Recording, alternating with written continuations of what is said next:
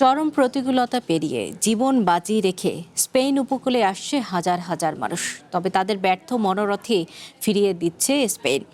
বৃহস্পতিবার থেকে সীমান্ত বেড়া ভেঙে সাঁতার কেটে ও নৌকায় করে প্রায় 60,000 অভিবাসী মরক্কো থেকে স্পেনের সিউটা উপকূলে প্রবেশ করতে থাকে। এর মধ্যে বেশিরভাগ মানুষই ফেরত চলে গেছে। এমন সংকটে স্পেনের সীমান্ত থেকে 57টি মরদেহ উদ্ধার করা হয়েছে বলে জানায় স্থানীয় সরকার। এদিকে সিউটাতে পরিস্থিতি পর্যবেক্ষণে সেখানে আসেন দেশটির প্রধানমন্ত্রী পেদ্রো সানচেজ। তবে আসার সাথে সাথে স্থানীয়দের বিক্ষোভের মুখে পড়েন তিনি।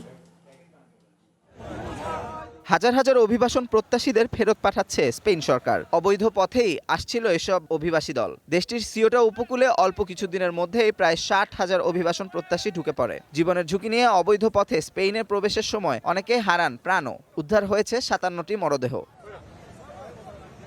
ঝুঁকি নিয়ে স্পেনে ঢুকলেও বাস্তবতার সামনে টিকতে পারেনি অভিবাসন প্রত্যাশীরা। স্থানীয়দের সাথে বিরোধ, কাজের অভাব ও কর্তৃপক্ষের বাধায় ফিরে যেতে বাধ্য হচ্ছেন তারা।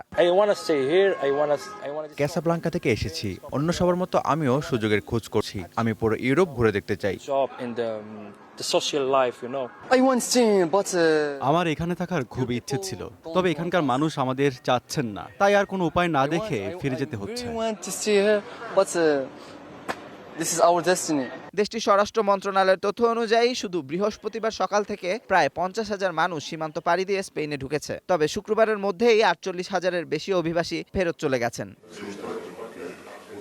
এদিকে সিউটাতে এসেছেন দেশটির প্রধানমন্ত্রী পেদ্রো সানচেজ। তবে এখানে এসেই স্থানীয়দের তীব্র বিক্ষোভের মুখে পড়েন তিনি। যদিও সীমান্তে অনুপ্রবেশের চেষ্টাকে তিনি দেশের সার্বভৌমত্বের ওপর আঘাত ও সীমান্তে নিরাপত্তার ঝুঁকি হিসেবেই দেখছেন।